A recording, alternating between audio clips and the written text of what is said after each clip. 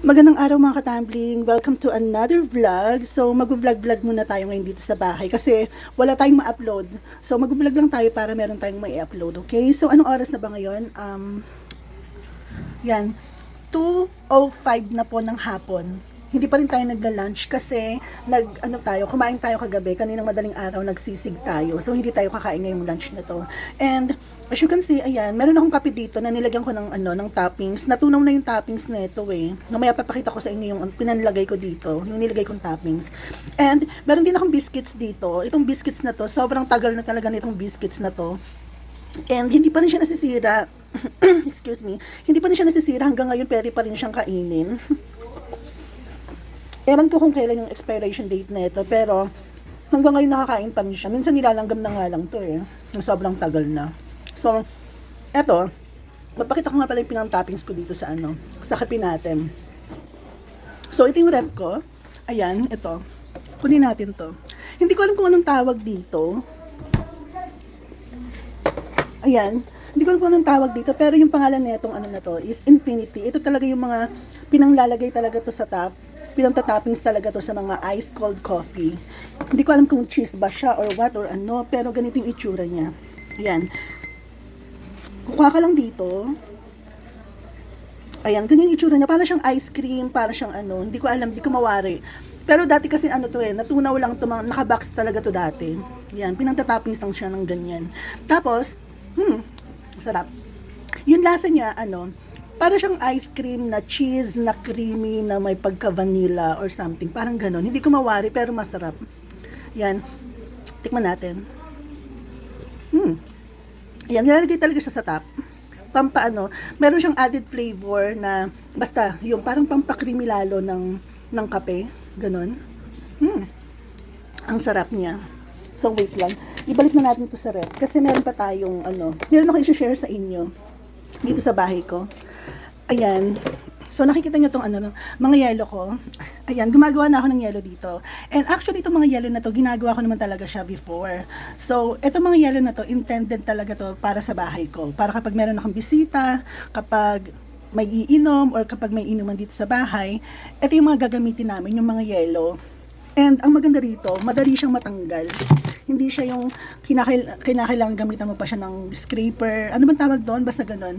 Hindi na siya gagamitan ng kung ano-ano pang tool. Madali lang siya matanggal. Tapos, ayun nga, sabi ko nga sa inyo, yung mga yelo na to, ginawa ko talaga to para dito sa bahay. Para sa mga bisita. Para kapag naubusan ng yelo, or kung may inuman man, hindi na kami lalabas, hindi na kami pupunta sa tindahan, lalo kapag madaling araw, hindi na kami lalabas. Para may instant yelo kami dito sa bahay. Pero, syempre, hindi naman laging umiinom dito sa bahay, di ba? Kasi kung may inuman man dito, malamig na rin eh, di ba?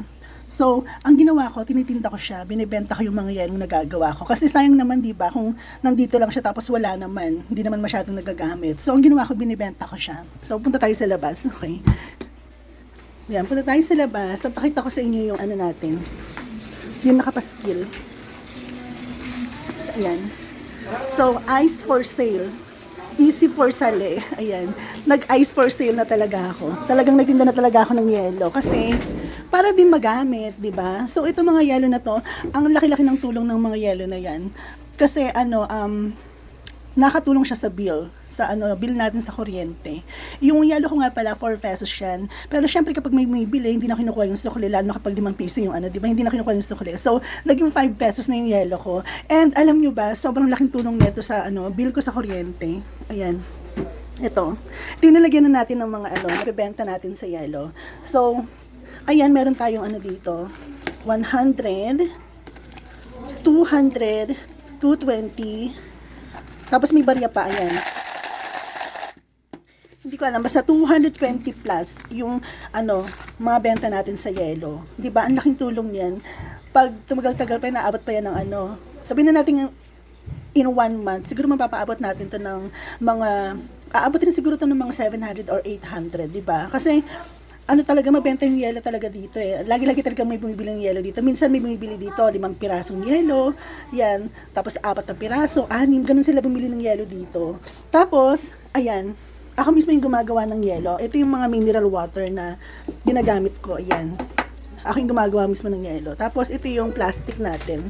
Yan. So, ang laking tulong talaga sa sa bill natin ng kuryente. Kaya sa mga kapitbahay ko dyan, sa mga friends ko, yan, sa mga nakakilala sa akin, kung hindi nyo pa alam, nagtitinda na po ako ng yelo dito sa bahay. Actually, nung January pa ako nagtitinda ng yelo eh. Ngayon ko lang siya na-vlog, na-share. So, sa mga hindi pa nakakaalam, punta lang kayo dito sa bahay and katukin nyo lang ako dito sa pintuan ko and sabihin nyo lang yelo. So, ayun, pwede na kayong bumili sa akin ng yelo. So, ayun lang, na-share ko lang. Tapos ito mga katambling, here's another catch. Ayan, isha-share ko lang din. Nakikita niyo yung mga Jollibee ko yan. Yung mga Jollibee na paper plate na hinord ko. Sobrang dami niyan actually. Pero naitapon na namin yung mga ibang paper plate na hinord-hoard ko. So, ito connected to sa pagtitinda natin ng yelo. So, hindi lang kasi yun yung mga naipon ko eh. Actually ito, nakikita nyo itong styro na to. Ito yung ginagamit namin sa, pag naliligo kami sa dagat, pag nagsasambalis kami, pag pumunta kami sa beach, ayan, yung dalawang yan. Ayan yung ginagamit namin, lalagyanan ng yelo, lalagyanan ng mga food namin para malamig, di ba? So, ito yung niya, laman niya. Connected pa rin sa yelo. Ayan.